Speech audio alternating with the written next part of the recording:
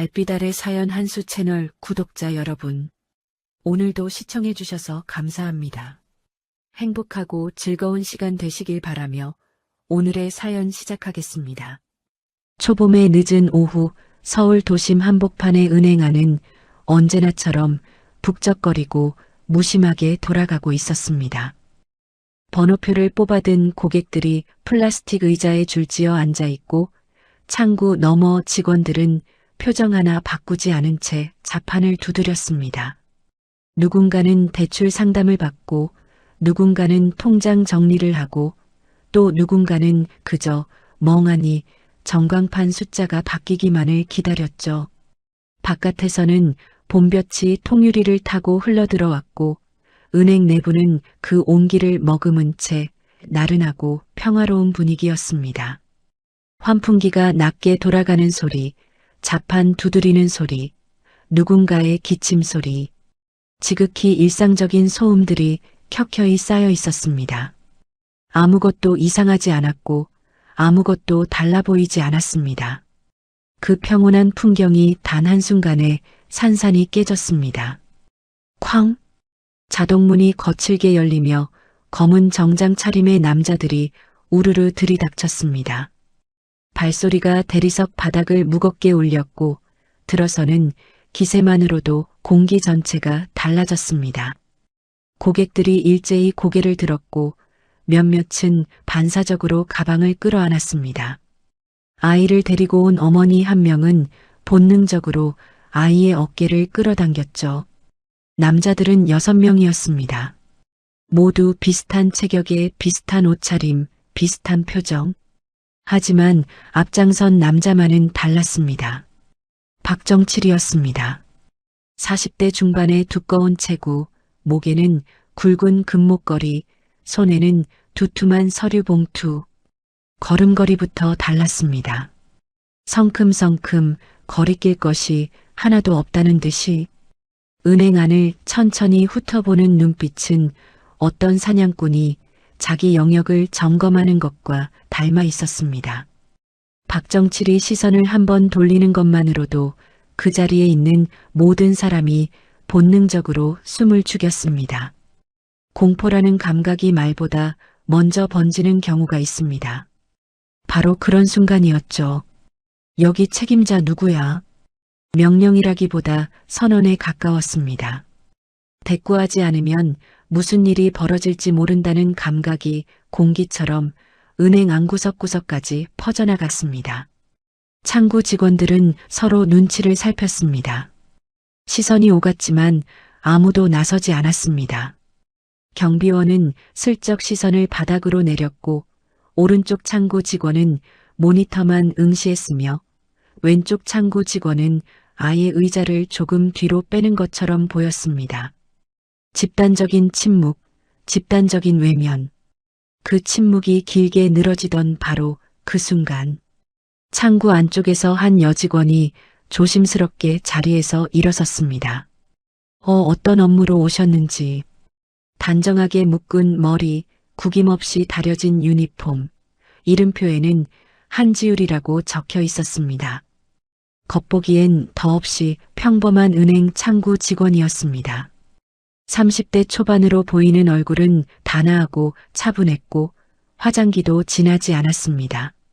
하지만 자세히 보면 두 손이 창구 위에 가지런히 놓여 있는 것처럼 보이지만 그 손이 아주 미세하게 떨리고 있었습니다. 그 떨림은 공포라기보다는 무언가를 억누르고 있는 것처럼 보였죠. 무엇을 억누르고 있는지는 그 순간엔 아무도 알 수 없었습니다. 박정칠이 천천히 다가왔습니다. 한지율보다 머리 하나는 더 큰 체구로 창구 바로 앞에 서더니 들고 있던 서류 봉투를 창구 위로 집어 던졌습니다. 서류들이 펼쳐지며 창구 위를 덮었습니다. 한지율은 시선을 내려 그것을 살폈습니다. 불법 대출 관련 자료였습니다. 명의를 도용하고 허위 소득을 기재하고 담보 서류를 위조한 흔적이 빼곡히 담긴 내용이었죠. 정상적인 절차로는 단 한 줄도 처리될 수 없는 것들이었습니다. 네가 처리해. 한지율은 잠시 그 서류를 들여다봤습니다. 손끝이 종이 모서리를 천천히 스쳤습니다. 무언가를 확인하듯 또는 무언가를 결정하듯 짧고도 조용한 침묵이 흘렀습니다. 그리고 고개를 들었습니다. 박정칠의 눈을 정면으로 바라봤습니다. 이건 처리해드릴 수 없습니다. 정적이었습니다. 그 말이 은행 앙공기에 스며드는 데는 반 박자도 걸리지 않았습니다. 어디서도 소리가 나지 않았습니다. 자판 두드리는 소리도, 전광판 숫자 바뀌는 소리도, 주변 고객들은 자신도 모르게 숨을 참았고 직원들은 고개를 더 깊이 숙였습니다. 경비원은 그 자리에 못이 박힌 것처럼 움직이지 않았습니다. 박정칠의 얼굴에서 여유가 빠르게 사라졌습니다. 그 자리를 채운 건 냉랭한 분노였죠. 다음 순간 퍽! 서류가 아니었습니다. 손등이 날아들었습니다. 날카롭고 짧은 충격이 한지율의 뺨을 스치며 고개를 옆으로 돌렸습니다. 한지율의 몸이 살짝 흔들렸습니다. 뺨이 붉어졌습니다. 창구 너머에서 직원 한 명이 손을 입에 가져다 댔고 맞은편에 앉아있던 고객 한 명은 눈을 질끈 감았습니다. 아이를 데리고 온 어머니는 아이의 얼굴을 가슴에 묻었습니다. 하지만 아무도 움직이지 않았습니다. 경비원도 직원도 고객도 그저 고개를 숙이거나 시선을 돌렸습니다. 보지 않는 것이 안전하다는 집단적인 선택. 그 공간 안의 모든 사람이 각자의 방식으로 외면을 선택했습니다. 박정칠이 천천히 웃었습니다. 승리를 확인하는 사람의 웃음이었습니다. 여기 다 이래. 말 잘 듣거든. 그리고 창구 너머로 팔을 뻗어 한지율의 멱살을 거칠게 잡아당겼습니다. 유니폼 깃이 구겨지는 소리가 날 것 같았습니다. 한지율의 상체가 창구 쪽으로 끌려왔습니다. 박정칠의 얼굴이 코앞까지 다가왔습니다. 한 번 더 말해봐. 그 순간 한지율의 시선이 흔들렸습니다. 짧게, 아주 짧게 무언가가 빠르게 스쳐 지나가는 것처럼 어린 시절의 기억이었습니다. 비슷한 공기, 비슷한 소리, 비슷하게 당하던 어머니의 뒷모습, 그리고 그 주변을 가득 채웠던 침묵. 아무도 움직이지 않았던 그 자리, 아무도 도와주지 않았던 그날. 어린 한지율은 그 자리에서 이해할 수 없었습니다. 왜 다들 보고만 있는지, 왜 아무도 나서지 않는지. 그 의문이 오랜 세월 동안 가슴 깊은 곳에 자리를 잡고 있었습니다. 숨이 얕아졌습니다. 손이 더 세게 떨렸습니다. 아주 잠깐 한지율은 그날의 아이가 됐습니다. 하지만 다시 고개를 들었습니다. 눈빛이 완전히 바뀌어 있었습니다.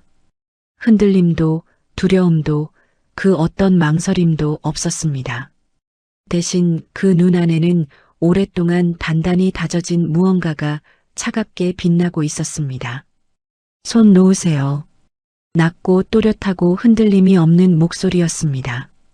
명령도 아니었고 애원도 아니었습니다. 그냥 사실을 전달하는 것 같은 목소리였습니다. 은행 앙공기가 달라졌습니다. 이유를 설명할 수 없지만 그 자리에 있는 누구도 그 말을 가볍게 듣지 못했습니다.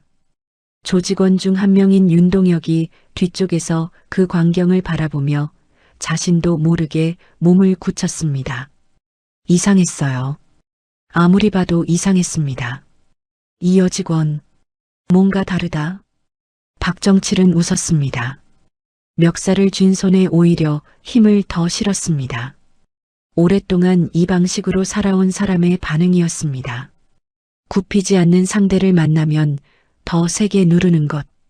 그것이 박정칠이 지금껏 세상을 살아온 방식이었고 그 방식은 언제나 통했습니다. 적어도 오늘 이전까지는. 안 놓으면? 그 말이 채 끝나기도 전이었습니다. 한지율의 손이 움직였습니다. 단 한 번, 빠르지도 크지도 않은 동작이었습니다. 그런데 박정칠의 손목이 꺾였습니다. 꺾이는 정도가 아니었습니다. 관절이 비틀리는 각도로 정확하게 제압됐고 박정칠의 몸 전체가 그 방향을 따라 무너지듯 앞으로 쏠렸습니다. 중심을 잡으려 했지만 이미 늦었습니다. 묵직한 체구가 그대로 창구 앞 대리석 바닥에 꽂혔습니다. 컥! 충격이 내장을 울렸는지 박정칠의 입에서 짧은 신음이 터졌습니다. 은행 전체가 정지했습니다. 자판 소리도 숨소리도 전광판 소리도 그 어떤 소리도 나지 않는 완전한 정적이 순식간에 공간을 채웠습니다. 고객들의 입이 벌어졌습니다. 누군가는 들고 있던 번호표를 바닥에 떨어뜨렸고 누군가는 의자에서 반쯤 일어선 채 굳어버렸습니다. 방금 뭐야? 작은 목소리가 어딘가에서 새어나왔습니다. 하지만 그 말에 답하는 사람은 없었습니다. 모두가 같은 것을 보고 있었지만 자신이 본 것을 믿지 못하는 얼굴들이었습니다. 박정칠이 분노했습니다. 바닥에 엎어진 채로 주변 조직원들을 향해 소리쳤습니다. 다 붙어.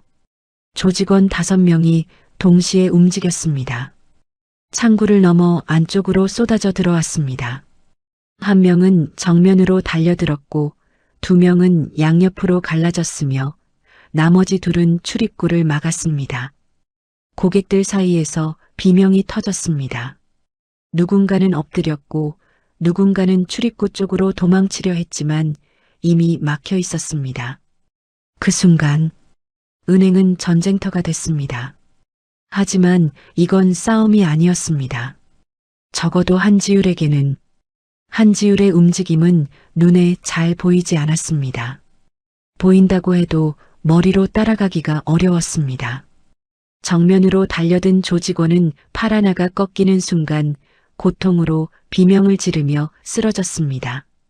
왼쪽에서 달려들던 조직원은 중심이 무너지며 창구 유리에 어깨를 부딪혔습니다. 유리가 진동하며 금이 갔습니다. 오른쪽에서 달려들던 조직원은 다리가 꺾이며 바닥을 미끄러졌습니다. 신발이 대리석 위에서 끼익 소리를 내며 허공을 찼습니다. 연달아 3명이 쓰러졌습니다. 그 사이에 걸린 시간은 20초도 되지 않았습니다. 비명, 충돌, 숨막히는 공기. 하지만 한지율은 단 한 번도 과한 힘을 쓰지 않았습니다. 정확했습니다. 군더더기가 없었습니다. 상대를 제압하는 데 필요한 최소한의 힘만을 사용했습니다. 분노도 흥분도 없었습니다. 표정은 처음과 달라진 것이 없었습니다. 그것이 오히려 더 무서웠습니다. 출입구를 막고 있던 조직원 2명이 서로를 바라봤습니다. 들어올 때의 기세는 이미 사라졌습니다. 한 명이 주먹을 쥐었다 폈습니다. 다른 한 명은 천천히 뒷걸음쳤습니다. 윤동혁은 그 광경을 넋을 잃고 바라봤습니다. 손이 떨렸습니다. 조직에 들어온 지 2년 크고 작은 자리에서 폭력적인 장면을 수없이 봐왔습니다. 하지만 이건 달랐습니다. 단순히 강한 것이 아니었습니다. 훈련된 것이었습니다. 체계가 있었습니다. 이 여자가 누구인지, 무엇을 위해 여기 있는 것인지 윤동혁의 머리는 빠르게 답을 찾으려 했지만 아무것도 맞아떨어지지 않았습니다. 이건 사람 아니다. 중얼거리듯 내뱉은 말이었습니다. 옆에 있던 강태성이 그 말을 들었습니다. 강태성은 박정칠의 오른팔 노릇을 해온 사람이었습니다. 숱한 현장에서 위기를 감지하는 감각을 갈고 닦아왔습니다. 그 감각이 지금 이 순간 경보를 울리고 있었습니다. 형님, 큰일 났습니다. 강태성의 목소리에 평소 없던 것이 섞여 있었습니다. 두려움이었습니다. 단 1분이었습니다. 은행 안절반이 쓰러져 있었습니다. 바닥에는 남자들이 신음하며 엎드려 있었고 창고 유리에는 금이 갔으며 대리석 바닥에는 서류가 흩어져 있었습니다. 고객들은 숨도 제대로 쉬지 못한 채 의자 뒤에 몸을 붙이고 있었습니다. 아이를 데리고 온 어머니는 아이의 귀를 막아주고 있었습니다. 눈을 감은 채로 그때 멀리서 낮고 묵직한 소리가 들려왔습니다. 두두두두 헬기 소리였습니다. 한 대가 아니었습니다. 은행 통유리가 미세하게 떨렸습니다. 소리가 가까워질수록 진동도 커졌습니다. 창밖으로 검은 차량 여러 대가 은행 앞 도로를 빠르게 막는 것이 보였습니다.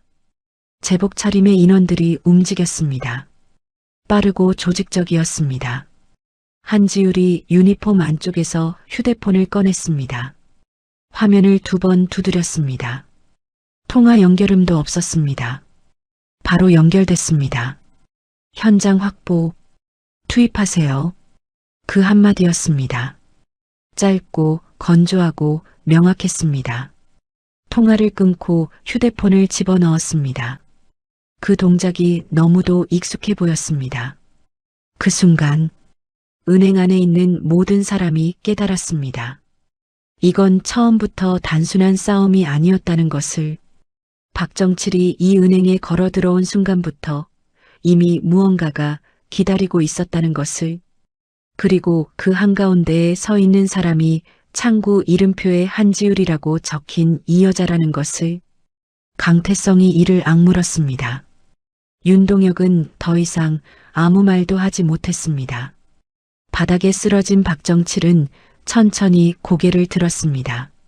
그 눈에 처음으로 당혹감이 스쳐 지나갔어요. 은행 정문이 열렸습니다. 소리도 없이, 예고도 없이 그냥 열렸습니다. 그리고 들어온 것은 한 명이 아니었습니다. 완전 무장한 특수부대원들이 물 흐르듯 은행 안으로 진입했습니다. 대형을 유지하며 움직이는 방식이 훈련된 정밀함 그 자체였습니다. 각자의 위치를 파악하고 각자의 구역을 나누고 단 한마디 말도 없이 은행 전체를 장악했습니다. 눈짓과 손짓만으로 소통하는 그들의 움직임은 오랜 시간 함께 훈련한 사람들만이 만들어낼 수 있는 것이었습니다. 바닥에 쓰러져 있던 조직원들은 순식간에 제압됐습니다. 저항할 틈도 없었습니다. 출입구를 막고 있던 2명도 마찬가지였습니다. 손목이 묶이고 바닥에 엎드려지고 그것으로 끝이었습니다. 고객들은 그 광경을 멍하니 바라봤습니다. 아무도 소리를 지르지 않았습니다. 아까 비명을 질렀던 사람들조차 지금은 입을 다물고 있었습니다. 압도당한 것인지 안도한 것인지 아니면 아직도 상황을 따라가지 못하는 것인지 아마 셋 다였을 겁니다. 플라스틱 의자에 몸을 붙이고 있던 사람들은 천천히 등을 폈습니다. 아이를 가슴에 묻고 있던 어머니는 조심스럽게 아이의 얼굴을 확인했습니다. 아이는 울지 않았습니다. 그저 크고 동그란 눈으로 은행 안을 바라보고 있었습니다. 특수부대원들이 완전히 배치를 마쳤습니다. 그리고 한지우를 향해 일제히 경례했습니다. 사령관님, 그 한마디가 은행 안을 다시 한번 정지시켰습니다. 방금 전 격투 장면을 보고도 겨우 숨을 고르던 사람들이 이번에는 전혀 다른 종류의 충격으로 굳어버렸습니다. 창구 직원들이 서로를 바라봤습니다. 경비원은 입을 반쯤 벌린 채 움직이지 못했습니다. 한 달 넘게 같은 창구에서 옆자리를 지켰던 직원이 한지우를 바라보며 낮게 중얼거렸습니다. 지우 씨가 사령관? 믿기지 않는다는 표정이었습니다. 당연했습니다. 매일 아침 누구보다 일찍 출근해서 창구를 닫고 점심시간에 혼자 도시락을 먹고 퇴근할 때 조용히 인사를 건네던 사람이었습니다. 특별히 말이 많지도 눈에 띄지도 않았던 사람.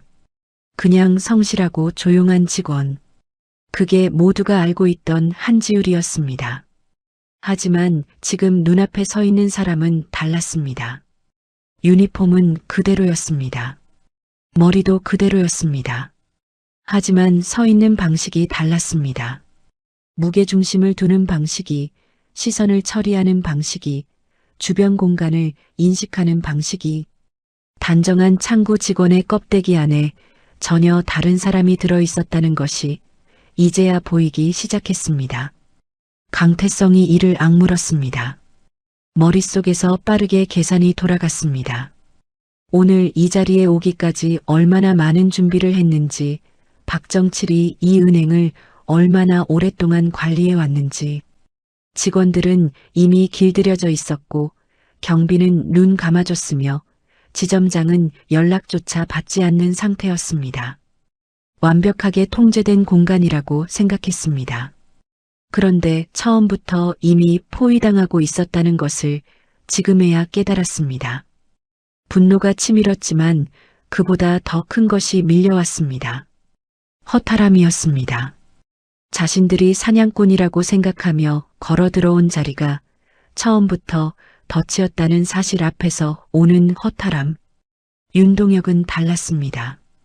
강태성이 분노와 허탈함 사이에서 흔들리는 동안 윤동혁은 그냥 멍했습니다. 2년 전 처음 조직에 발을 들였을 때를 떠올렸습니다. 돈이 필요했습니다. 다른 방법을 몰랐습니다. 아니, 정확히는 다른 방법을 찾으려 하지 않았습니다. 빠른 길을 선택했고 그 길이 어디로 이어지는지 알면서도 눈을 감았습니다.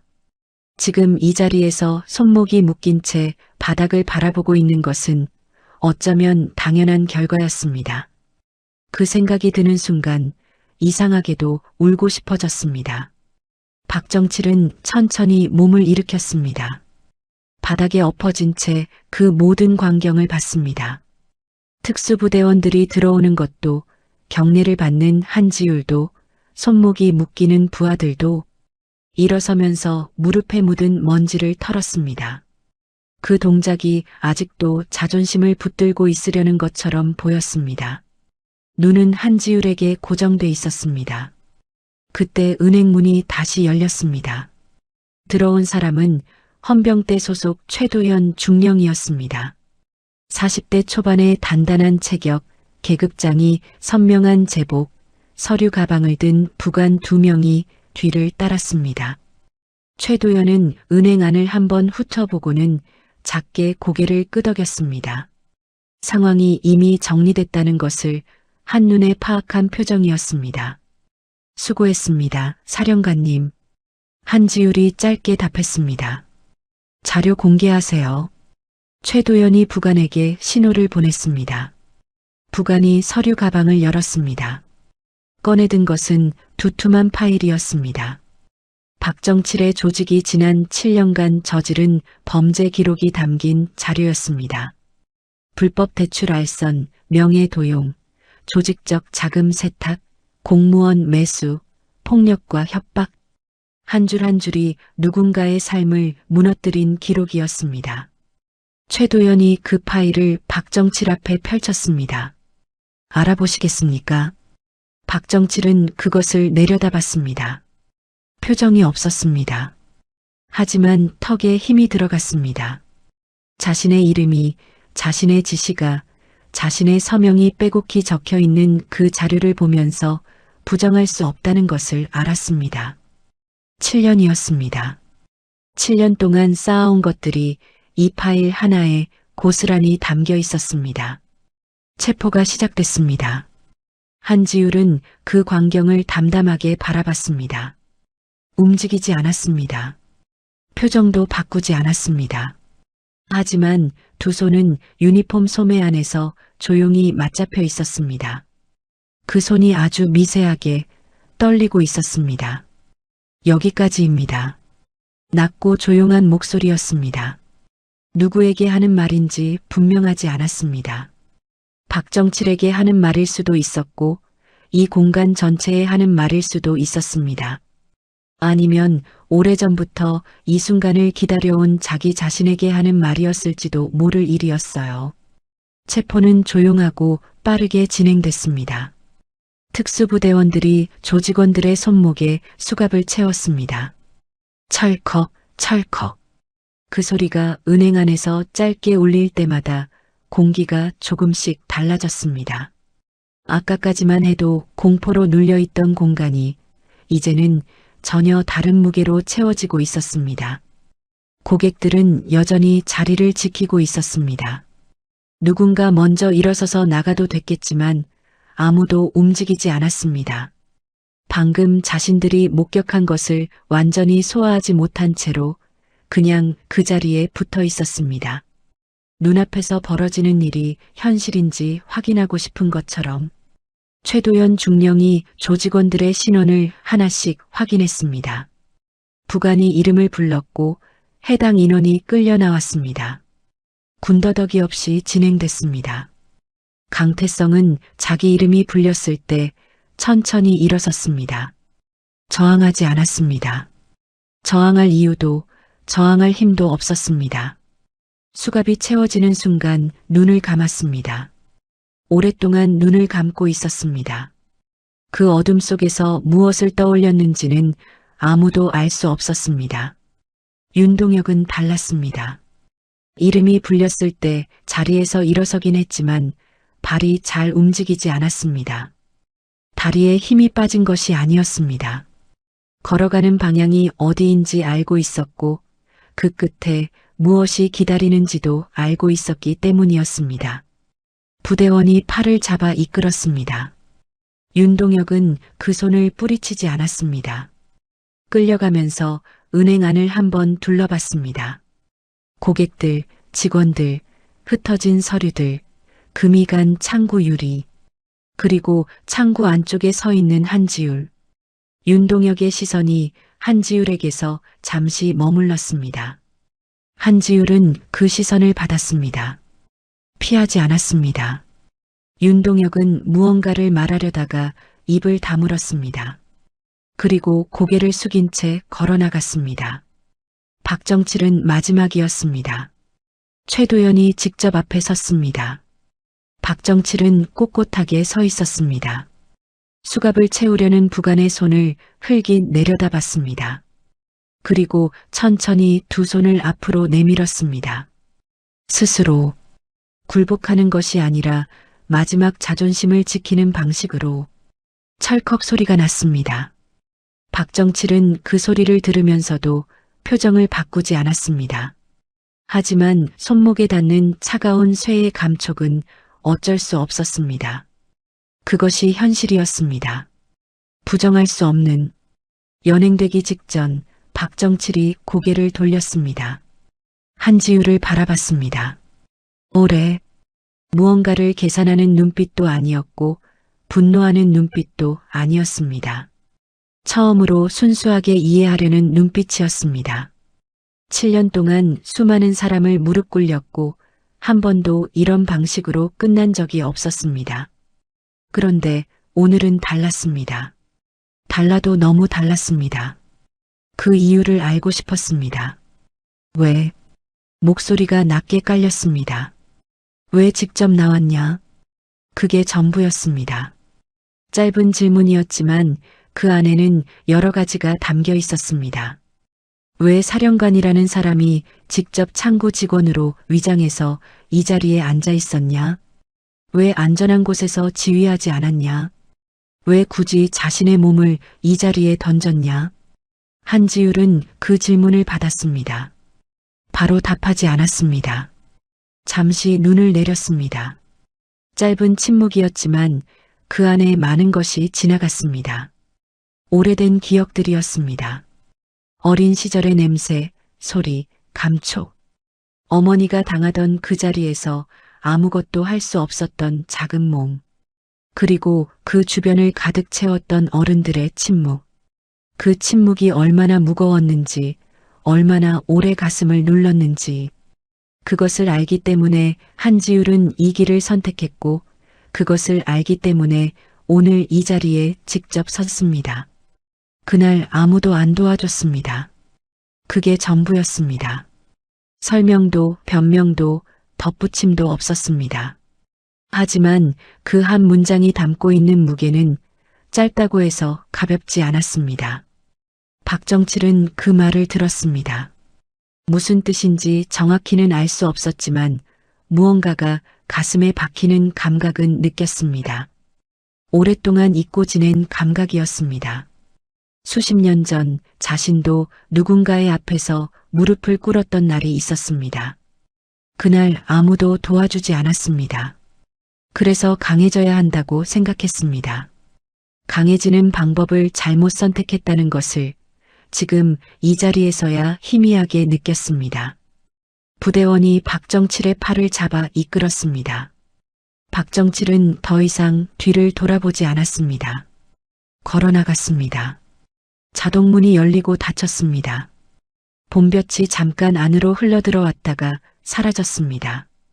은행 안에 남은 것은 고객들과 직원들, 그리고 한지율이었습니다. 최도연이 다가왔습니다. 현장 정리 완료됩니다. 사령관님은 철수하시겠습니까? 한지율은 바로 답하지 않았습니다. 은행 안을 천천히 둘러봤습니다. 흩어진 서류들, 금이 간 유리, 뒤집어진 의자, 바닥에 남은 발자국들, 그리고 그 모든 것 사이에서 아직 자리를 지키고 있는 사람들. 창구 직원들은 눈물이 맺힌 얼굴로 한지율을 바라보고 있었습니다. 고객들도 마찬가지였습니다. 아이를 데리고 온 어머니는 아이의 손을 꼭 잡은 채 한지율을 바라봤습니다. 감사하다는 말을 하고 싶은데 어떻게 꺼내야 할지 모르는 얼굴들이었습니다. 한지율이 최도연을 향해 말했습니다. 잠깐요. 그리고 창구 문을 열고 밖으로 나왔습니다. 유니폼 차림 그대로였습니다. 사령관이 아니라 그냥 한지율로서 고객들 쪽으로 천천히 걸어갔습니다. 아이를 데리고 온 어머니 앞에 멈췄습니다. 무릎을 살짝 굽혀 아이와 눈높이를 맞췄습니다. 아이가 한지율을 바라봤습니다. 겁먹은 눈이었지만 그 안에 호기심도 있었습니다. 한지율이 조용히 말했습니다. 많이 놀랐지? 이제 괜찮아. 아이가 천천히 고개를 끄덕였습니다. 그 모습을 바라보던 창구 직원 한 명이 결국 울음을 터뜨렸습니다. 소리를 참으려 했지만 어깨가 먼저 흔들렸습니다. 옆에 있던 직원이 그 어깨를 감쌌습니다. 그것을 신호로 여기저기서 숨을 참았던 감정들이 터져나왔습니다. 소리 죽여 우는 사람, 떨리는 손을 무릎 위에서 꽉 쥐는 사람, 천장을 바라보며 눈물을 삼키는 사람. 한지율은 그 자리에 서서 그것을 바라봤습니다. 서두르지 않았습니다. 철수 명령을 내리지도 않았습니다. 그냥 그 자리에 있었습니다. 강한 사람이 할 수 있는 가장 조용한 방식으로 호송 차량이 은행 앞 도로를 천천히 빠져나갔습니다. 검은 차량 세대가 일렬로 움직였습니다. 사이렌도 경광등도 없었습니다. 조용했습니다. 오히려 그 조용함이 더 무거웠습니다. 요란하게 끌려가는 것이 아니라 그냥 사라지는 것처럼 보였습니다. 박정칠이 탄 차량이 모퉁이를 돌아 시야에서 사라졌습니다. 봄볕은 여전히 도로 위에 내려앉아 있었고 지나가는 행인들은 차량이 사라진 자리를 잠깐 바라보다가 각자의 걸음을 이어갔습니다. 세상은 아무 일도 없었다는 듯이 돌아갔습니다. 하지만 차량 안은 달랐습니다. 박정칠은 뒷좌석에 앉아 창밖을 바라봤습니다. 손목의 수갑이 무릎 위에 놓여 있었습니다.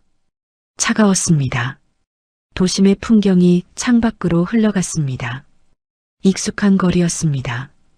7년 동안 수없이 오간 길이었습니다. 저 골목 안에 자신이 운영하던 사무실이 있었고 저 건물 2층에 자신이 관리하던 사람이 있었으며 저 식당에서 수십 번의 거래를 성사시켰습니다. 그 모든 것이 창밖으로 스쳐 지나갔습니다. 손에 넣은 것들, 무릎 꿇린 것들, 쌓아 올린 것들. 지금 이 순간 그것들이 얼마나 허망하게 느껴지는지를 박정칠은 인정하고 싶지 않았습니다. 하지만 인정하지 않는다고 해서 그 감각이 사라지지는 않았습니다. 한지율의 마지막 말이 머릿속에서 떠나지 않았습니다. 그날 아무도 안 도와줬습니다. 박정칠은 오랫동안 그 말을 씹었습니다. 무슨 날인지, 어떤 상황이었는지, 그 말이 어디서 온 것인지 정확히는 알 수 없었습니다. 하지만 그 말이 담고 있는 감각은 알았습니다. 아는 척하고 싶지 않았지만 알았습니다. 수십 년 전 자신도 그런 날이 있었습니다. 아무도 없던 날, 아무도 오지 않던 날, 그날 박정칠이 내린 결론은 단순했습니다. 강해져야 한다. 아무도 건드리지 못하도록. 그래서 강해졌습니다. 그런데 그 강함이 결국 오늘 이 자리로 이어졌습니다. 수갑이 채워진 손목으로, 호송 차량 뒷좌석으로 무언가를 잘못 선택했다는 것을 이제는 외면할 수 없었습니다. 그 생각이 드는 순간 박정칠은 창밖에서 시선을 거뒀습니다. 그리고 눈을 감았습니다. 두 번째 차량 안에서 강태성은 아무 말도 하지 않았습니다. 원래 말이 많은 사람이 아니었습니다. 하지만 지금의 침묵은 평소와 달랐습니다. 속이 비어 있는 것 같은 침묵이었습니다. 강태성은 박정칠의 오른팔로 불린 지 5년이 됐습니다. 그 5년 동안 수많은 일을 처리했습니다. 처리하면서 스스로에게 말했습니다. 이건 살아남기 위한 것이다. 이건 어쩔 수 없는 것이다. 선택의 여지가 없었다. 그 말들이 지금도 머릿속에 있었습니다. 하지만 오늘 은행 안에서 본 것들이 그 말들을 하나씩 흔들었습니다. 창구 직원들이 고개를 숙이던 모습, 고객들이 숨을 참던 모습, 아이를 가슴에 묻던 어머니의 모습, 그 사람들이 그 자리에 있었던 건 자신들 때문이었습니다. 그 사실을 지금껏 생각하지 않았습니다. 생각하지 않으려 했습니다. 그런데 지금은 외면이 되지 않았습니다. 차창에 기댄 채 강태성은 이를 악물었습니다. 눈물이 나올 것 같았습니다. 나오지는 않았습니다. 하지만 나올 것 같다는 사실 자체가 5년 만에 처음이었습니다. 세 번째 차량 안 윤동혁은 울었습니다. 소리를 내지는 않았습니다. 그냥 눈물이 흘렀습니다. 멈추려 했지만 멈춰지지 않았습니다. 옆에 앉은 부대원이 못 본 척 해줬습니다. 윤동혁은 그것이 고마웠습니다. 2년 전을 떠올렸습니다. 처음 조직에 발을 들이던 날 밤 자신에게 말했습니다. 딱 1년만 돈을 모으면 나온다. 1년이 2년이 됐고 2년이 지금이 됐습니다. 나오려 했던 순간이 없었던 건 아니었습니다. 있었습니다. 몇 번이나 있었습니다. 하지만 그때마다 더 깊이 들어갔습니다. 무서웠기 때문이었습니다. 나갔을 때 뒤따라올 것들이. 그런데 지금은 다른 종류의 무서움이 있었습니다. 이대로 계속 살아가는 것에 대한 무서움이었습니다. 어느 쪽이 더 무서운지 윤동혁은 아직 몰랐습니다. 하지만 적어도 그 질문을 처음으로 스스로에게 던졌습니다. 그것만으로도 오늘은 2년 중에 가장 긴 날이었습니다. 은행 앞 도로에서 마지막 차량이 사라진 뒤 한동안 아무것도 없었습니다. 특수부대원들이 철수 준비를 했습니다. 장비를 점검하고 인원을 확인하고 차량을 정렬했습니다. 최도연이 한지율 곁으로 왔습니다. 총 6명 신병 확보, 자료 압수 완료입니다. 사령관님, 한지율이 고개를 끄덕였습니다. 수고했습니다. 짧은 말이었지만 진심이 담겨 있었습니다. 최도연은 그것을 알았습니다. 이 작전을 준비하는데 3개월이 걸렸습니다. 한지율이 직접 창구 직원으로 위장 취업한 것도 그 3개월의 일부였습니다. 매일 출근하고 창구를 닫고 점심을 먹고 퇴근했습니다. 그러면서 내부 구조를 파악하고 조직의 움직임을 추적하고 오늘 이 순간을 준비했습니다. 그 시간 동안 한지율이 어떤 감각으로 그 자리를 지켰는지 최도연은 짐작할 수 있었습니다. 쉽지 않았을 겁니다. 단순히 몸이 힘든 것이 아니라 마음이 힘든 종류의 시간이었을 겁니다. 사령관님도 수고하셨습니다. 한지율이 작게 웃었습니다. 오늘 처음 짓는 웃음이었습니다. 봄볕이 은행 유리창을 타고 흘렀습니다. 안에서는 직원들이 흩어진 서류를 천천히 정리하기 시작했습니다. 뒤집어진 의자를 세우고 창구 위를 닫고 각자의 자리로 돌아갔습니다. 아직 손이 떨리는 사람도 있었습니다. 하지만 움직이고 있었습니다. 그것으로 충분했습니다. 멈춰 있지 않다는 것, 그것이 지금 이 자리에서 할 수 있는 가장 용감한 일이었어요. 은행 안이 조금씩 숨을 되찾기 시작했습니다. 흩어진 서류들이 모아지고 뒤집어진 의자가 제자리를 찾고 창구 위에 묻은 먼지가 닦였습니다. 직원들은 각자의 자리로 돌아갔습니다. 손이 떨리는 사람도 있었고 아직 눈가가 붉은 사람도 있었습니다. 하지만 움직였습니다. 그것이 중요했습니다. 특수부대원들은 은행 바깥으로 물러났고 최도연은 정문 쪽에서 철수 절차를 진행했습니다. 은행 안은 조금 전까지와는 다른 종류의 고요함으로 채워지고 있었습니다. 폭풍이 지나간 뒤의 고요함이었습니다. 아무것도 없는 것이 아니라 많은 것이 지나간 뒤에 남는 종류의 것. 한지율은 창구 안쪽에 혼자 서 있었습니다. 유니폼 소매를 천천히 내렸습니다. 손목 안쪽에 옅은 붉은 자국이 있었습니다. 박정칠에게 멱살을 잡혔을 때 창구 모서리에 긁힌 것이었습니다. 깊지 않았습니다. 신경 쓸 정도도 아니었습니다. 하지만 손끝으로 그 자리를 가볍게 짚었습니다. 아프다는 것을 확인하는 것이 아니라 그냥 그 자리가 거기 있다는 것을 확인하는 것처럼 오늘 이 자리에 자신이 실제로 있었다는 것을 3개월의 시간이 실제로 존재했다는 것을 그때 발소리가 들렸습니다. 조심스럽고 작은 발소리였습니다. 한지율이 고개를 들었습니다. 창구 바깥쪽에 직원 2명이 서 있었습니다. 한 명은 한지율과 같은 창구에서 일하던 이수진이었습니다. 30대 초반, 입사한 지 4년 된 직원이었습니다. 다른 한 명은 대출 상담 창구를 담당하는 김영준이었습니다. 40대 초반, 조용하고 성실한 직원으로 알려진 사람이었습니다. 두 사람 모두 눈가가 붉었습니다. 이수진은 입술을 꽉 깨물고 있었고 김영준은 두 손을 앞에 모은 채 시선을 바닥에 두고 있었습니다. 이수진이 먼저 입을 열었습니다. 지율 씨 아니 사령관님. 말을 시작했지만 이어지지 않았습니다. 목이 막혔습니다. 몇 번 숨을 고르더니 다시 시도했습니다. 저희를 살려주셔서 감사합니다. 그 말이 끝나기도 전에 이수진의 눈에서 눈물이 흘렀습니다. 참으려 했지만 참아지지 않았습니다. 손으로 입을 막았습니다. 어깨가 흔들렸습니다. 김영준도 고개를 들지 못했습니다. 턱에 힘이 들어가 있었습니다. 울지 않으려는 사람이 울지 않으려 애쓰는 얼굴이었습니다.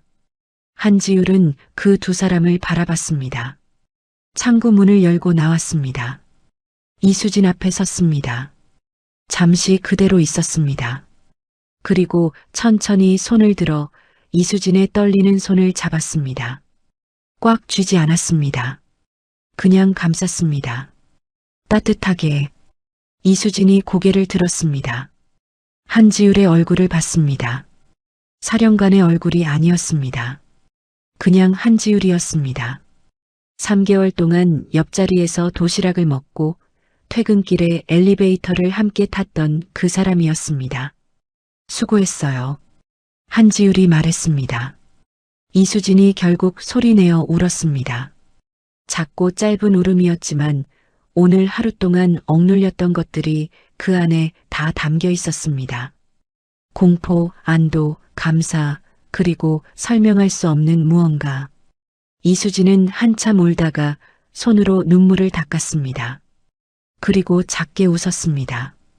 엉망인 얼굴로 짓는 웃음이었지만 진심이 담긴 웃음이었습니다. 김영준이 천천히 고개를 들었습니다. 저는 부끄럽습니다. 낮고 무거운 목소리였습니다. 한지율이 시선을 옮겼습니다. 김영준이 말을 이었습니다. 박 씨가 처음 왔을 때부터 알고 있었습니다. 뭔가 이상하다는 걸.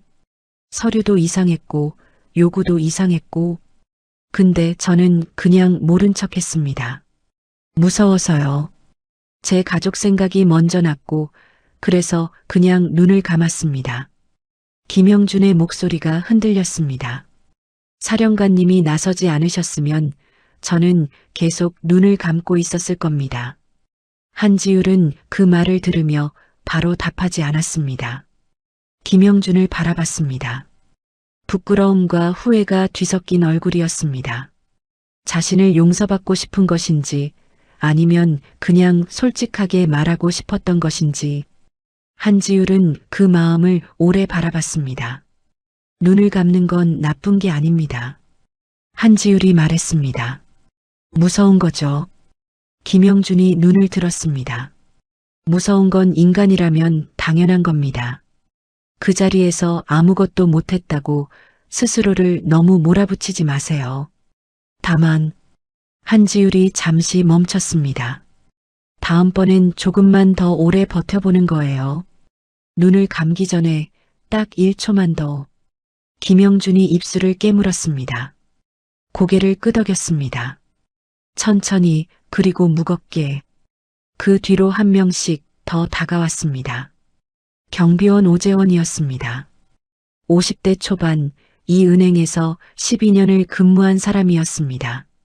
키가 크고 어깨가 넓었지만 지금은 그 어깨가 축 처져 있었습니다. 저는 경비원입니다. 오재원이 말했습니다. 스스로를 소개하는 것이 아니었습니다.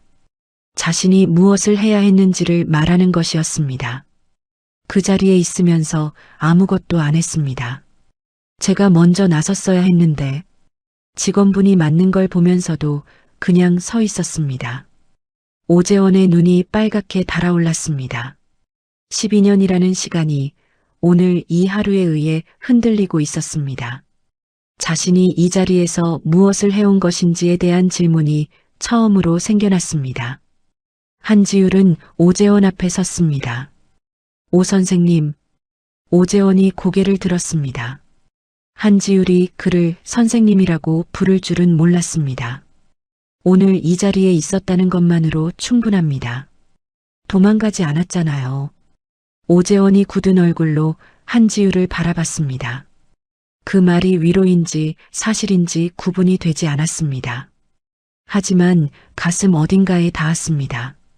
오래된 자리에 닿는 것처럼 한지율은 그 자리에 서서 한 사람 한 사람을 바라봤습니다.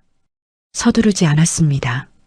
각자의 감정이 충분히 흐를 수 있도록 그 곁에 있었습니다. 강한 사람이 할 수 있는 가장 조용하고 깊은 방식이었습니다. 힘으로 지키는 것이 아니라 그냥 곁에 있는 것으로 지키는 방식. 어쩌면 한지율이 이 길을 선택한 이유가 바로 이것이었는지도 몰랐습니다. 싸우는 것이 아니라 머무는 것. 아무도 머물지 않았던 그 자리에 누군가는 머물러야 한다는 것. 오후에 햇살이 조금씩 기울기 시작했습니다. 은행 통유리를 타고 들어오던 봄볕이 바닥에 길게 그림자를 드리웠습니다. 시간이 흘렀다는 증거였습니다. 1시간 전까지만 해도 이 공간은 전혀 다른 곳이었습니다. 공포가 공기처럼 깔려 있었고 아무도 움직이지 못했으며 모두가 고개를 숙이고 있었습니다. 지금은 달랐습니다. 완전히 달라진 것은 아니었습니다. 아직 손이 떨리는 사람이 있었고 아직 눈가가 붉은 사람이 있었으며 아직 자리에 앉지 못하고 서성이는 사람도 있었습니다. 하지만 분명히 달랐습니다. 숨을 쉬고 있었습니다. 각자의 방식으로, 각자의 속도로 고객들이 한 명씩 자리에서 일어나기 시작했습니다. 처음 일어선 사람은 아이를 데리고 온 어머니였습니다. 아이의 손을 꼭 잡고 한지율에게 다가왔습니다. 말을 하려다가 입이 열리지 않았습니다. 대신 깊게 고개를 숙였습니다. 오래 숙이고 있었습니다. 아이도 어머니를 따라 고개를 숙였습니다. 어머니가 고개를 들었을 때 눈가에 눈물이 맺혀 있었습니다. 흘러내리기 직전이었습니다. 고맙습니다. 그 두 글자였습니다. 더 이상의 말은 없었습니다. 하지만 그 두 글자 안에 담긴 것이 얼마나 많은지 한지율은 알았습니다. 한지율이 아이를 내려다봤습니다. 아이가 올려다봤습니다. 크고 맑은 눈이었습니다. 한지율이 아이에게 작게 웃어 보였습니다. 아이가 잠시 멈칫하다가 따라 웃었습니다. 수줍고 작은 웃음이었지만 그 웃음이 주변 공기를 조금 부드럽게 만들었습니다. 어머니와 아이가 출입구 쪽으로 걸어갔습니다. 그것이 시작이었습니다. 한 명이 일어서자 다른 사람들도 하나씩 움직이기 시작했습니다. 번호표를 손에 쥔 채 굳어있던 노인이 천천히 자리에서 일어났습니다. 70대로 보이는 분이었습니다. 지팡이를 짚으며 한지율 쪽으로 걸어왔습니다. 한지율이 먼저 한 발 다가갔습니다. 괜찮으세요? 노인이 고개를 끄덕였습니다. 하지만 바로 가지 않았습니다. 한지율의 얼굴을 천천히 올려다봤습니다. 주름진 눈에 무언가가 담겨 있었습니다. 젊은 사람이 대단하네. 낮고 느린 목소리였습니다. 칭찬이라기보다 사실을 확인하는 말투였습니다. 나 같은 늙은이도 오늘은 부끄러웠어. 저 여직원이 맞는 걸 보면서 아무것도 못했으니까.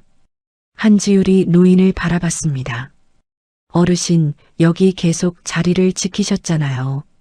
도망가지 않으셨고요. 노인이 잠시 한지율을 바라보다가 천천히 고개를 끄덕였습니다. 그리고 돌아서서 출입구 쪽으로 걸어갔습니다. 지팡이 소리가 대리석 바닥에서 조용히 울렸습니다. 한지율은 노인이 문을 나설 때까지 바라봤습니다. 그 뒤로 고객들이 하나씩 나갔습니다. 어떤 사람은 말없이 고개만 숙이고 나갔고 어떤 사람은 짧게 감사 인사를 전했습니다. 어떤 사람은 한지율의 손을 잡았다가 놓고 나갔습니다. 제각각이었지만 모두 같은 감정을 품고 있었습니다. 오늘 이 자리에서 자신이 어떤 사람이었는지를 알게 된 사람들의 감정이었습니다. 그것이 부끄러움이든 안도든 감사든 무언가를 느꼈다는 것 자체가 1시간 전에 그 자리에서 고개를 숙이고 있던 것과는 달랐습니다. 마지막으로 남은 고객이 한 명 있었습니다. 40대 초반의 남성이었습니다. 정장 차림이었고 서류 가방을 들고 있었습니다. 대출 상담을 받으러 왔다가 이 상황에 휘말린 것 같았습니다. 다른 사람들이 다 나간 뒤에도 자리에 앉아 있었습니다. 한지율이 다가갔습니다. 가시면 됩니다. 남성이 고개를 들었습니다. 눈이 충혈돼 있었습니다. 울었던 흔적이었습니다. 저 사실 박정칠 씨한테 돈을 빌린 적이 있습니다. 뜬금없는 고백이었습니다. 한지율이 자리에 앉았습니다. 남성 맞은편에 사업이 어려웠고 은행 대출이 안 돼서요. 지인 소개로 연결이 됐는데 나중에 알고 보니 그쪽 사람이었습니다. 이자가 올라가면서 협박도 받았고요. 오늘 여기 온 건 그 사람한테 다시 연락이 와서 어떻게든 해보려고. 남성의 목소리가 떨렸습니다. 근데 오늘 이렇게 되고 나니까 이제 어떻게 해야 할지 모르겠습니다. 한지율은 그 말을 끝까지 들었습니다. 중간에 끊지 않았습니다. 남성이 말을 마쳤을 때 잠시 침묵이 흘렀습니다. 이름이 어떻게 되세요? 박민재입니다. 박민재 씨, 오늘 여기서 하신 말씀 기억하고 있겠습니다. 정식으로 피해 신고 접수하시면 저희 쪽에서 도울 수 있는 부분이 있습니다. 혼자 안고 있지 않아도 됩니다. 박민재가 한지율을 바라봤습니다. 오랫동안 바라봤습니다. 무언가를 결정하는 얼굴이었습니다. 그리고 천천히 고개를 끄덕였습니다. 감사합니다. 박민재가 자리에서 일어났습니다. 서류 가방을 들고 출입구 쪽으로 걸어갔습니다. 문이 열리고 닫혔습니다. 봄볕이 짧게 들어왔다가 사라졌습니다. 은행 안에 남은 것은 직원들과 한지율 뿐이었습니다. 이수진이 한지율 곁으로 다가왔습니다. 아까처럼 울지는 않았습니다. 눈가만 아직 붉었습니다. 지율 씨, 3개월 동안 몰랐어요. 전혀. 한지율이 작게 웃었습니다. 모르셔야 했으니까요. 이수진이 그 말을 듣고 잠시 생각에 잠겼습니다. 그리고 말했습니다. 근데 도시락은 진짜였죠?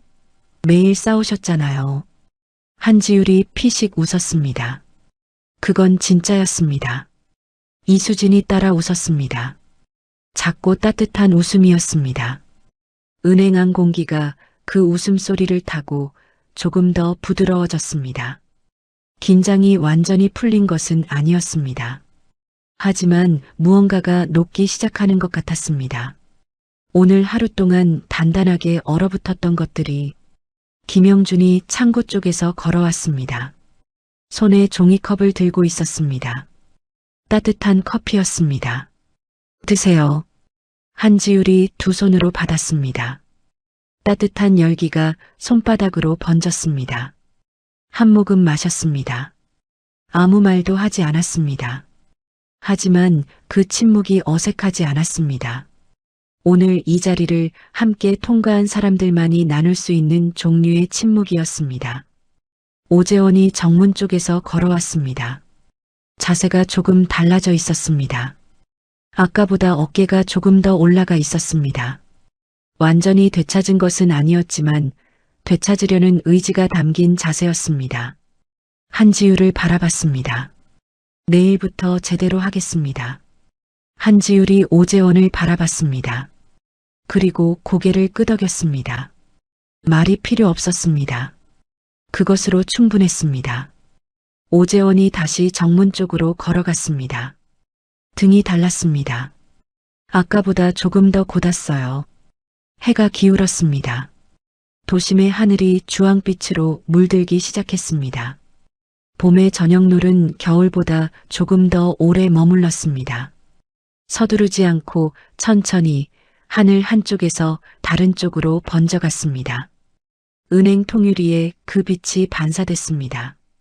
안에서 보면 창밖이 불타는 것처럼 보였고 밖에서 보면 은행 안이 따뜻하게 빛나는 것처럼 보였습니다.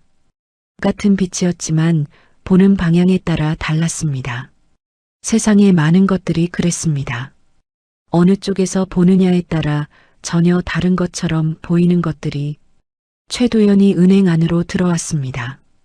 철수 준비가 완료됐다는 보고를 하기 위해서였습니다.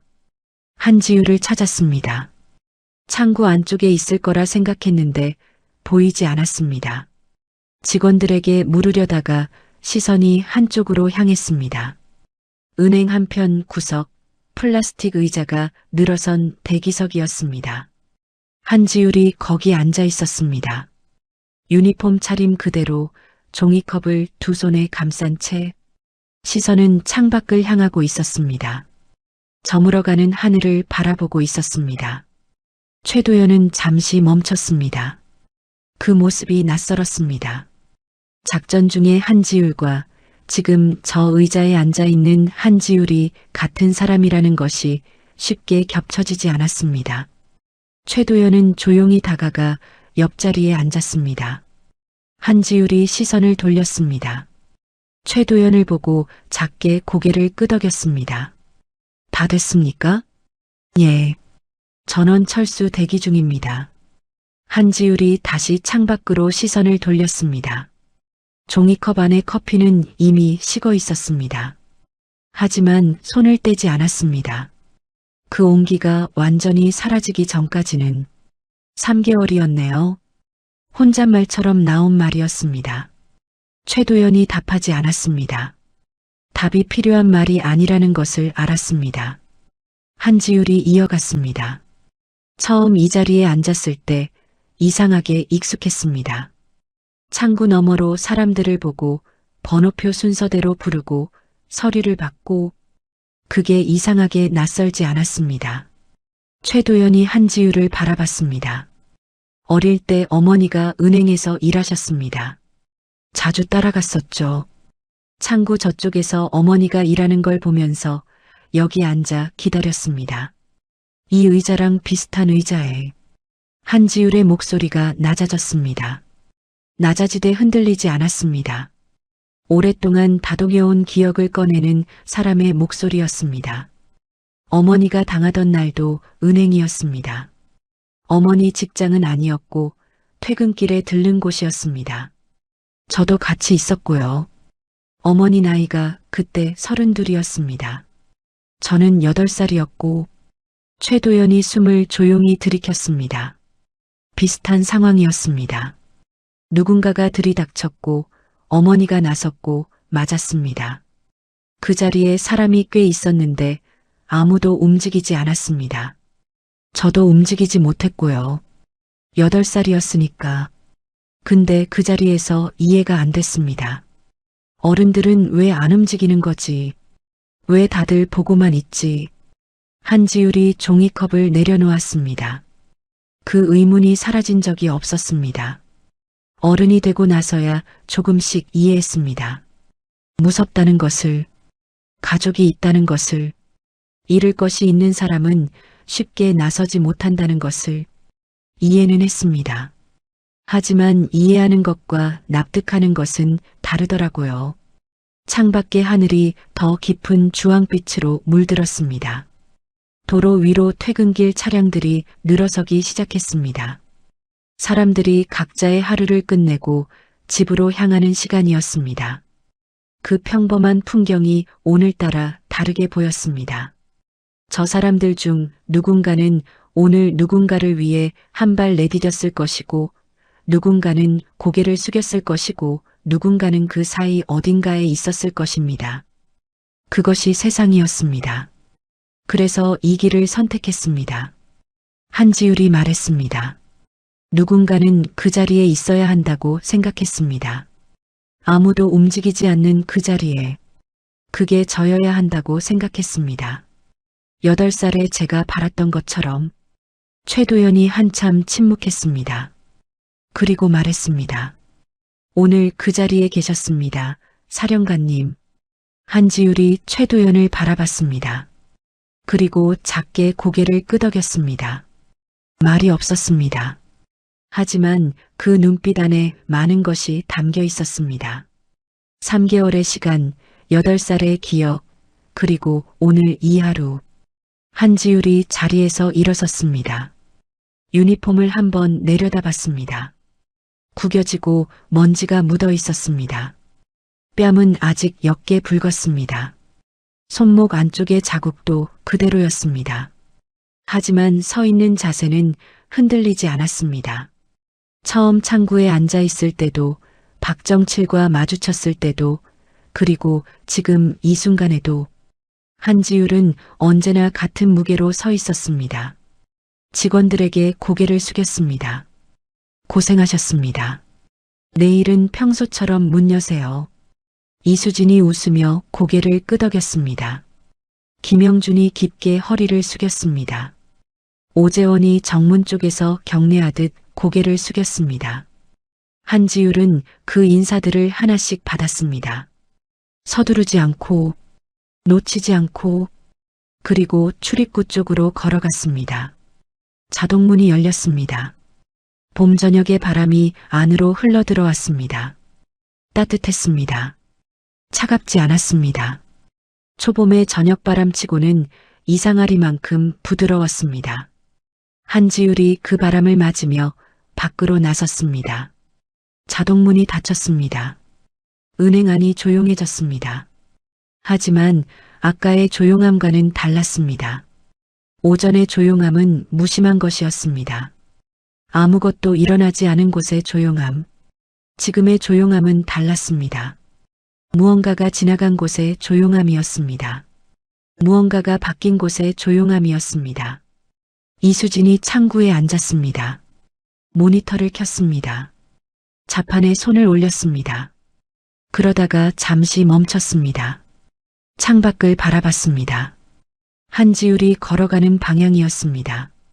이미 보이지 않았습니다.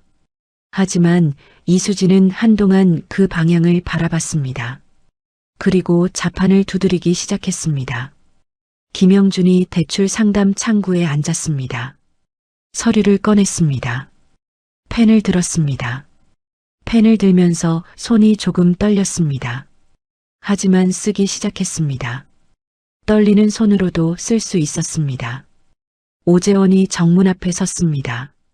평소보다 조금 더 곧은 자세로, 평소보다 조금 더 넓게 눈을 뜨고 지나가는 사람들을 바라봤습니다. 오늘 이전과 달라진 것이 있었습니다. 작고 사소한 차이였습니다. 하지만 그 차이가 어떤 날에는 모든 것을 바꾸기도 합니다. 바깥에서 한지율은 걸었습니다. 제복도 계급장도 없었습니다. 구겨진 유니폼 차림 그대로였습니다. 퇴근하는 직장인처럼 보였습니다. 실제로 그랬습니다. 오늘 하루를 마치고 걸어가는 사람이었습니다. 도심의 저녁거리에서 그 누구도 한지율을 알아보지 못했습니다. 사령관인지도 오늘 어떤 일이 있었는지도 그냥 걸어가는 한 사람이었습니다. 한지율은 걸으면서 생각했습니다. 8살의 자신에 대해서, 그 자리에서 아무것도 하지 못했던 작은 몸에 대해서, 그 아이가 오늘 이 자리를 봤다면 어떤 얼굴을 했을지에 대해서 울었을까요? 웃었을까요? 아마 둘 다였을 겁니다. 그래도 됩니다. 둘 다여도 됩니다. 신호등이 빨간불로 바뀌었습니다. 한지율이 멈췄습니다. 사람들이 옆에 서기 시작했습니다. 각자의 하루를 끝낸 사람들이었습니다. 한지율은 그 사람들 사이에 서서 신호를 기다렸습니다. 특별하지 않았습니다. 그냥 거기 있었습니다. 초록불이 켜졌습니다. 사람들이 일제히 걸었습니다. 한지율도 걸었습니다. 함께 같은 방향으로. 그날 이후 은행은 다시 평온해졌습니다. 번호표를 뽑고 창구에서 서류를 처리하고 순서를 기다렸습니다. 겉으로는 달라진 것이 없어 보였습니다. 하지만 달라진 것이 있었습니다. 이수진은 어느 날 창구 옆자리 직원이 무리한 요구를 받는 것을 봤습니다. 예전 같으면 고개를 숙였을 겁니다. 하지만 그날 이수진은 자리에서 일어섰습니다. 한 발을 내디뎠습니다.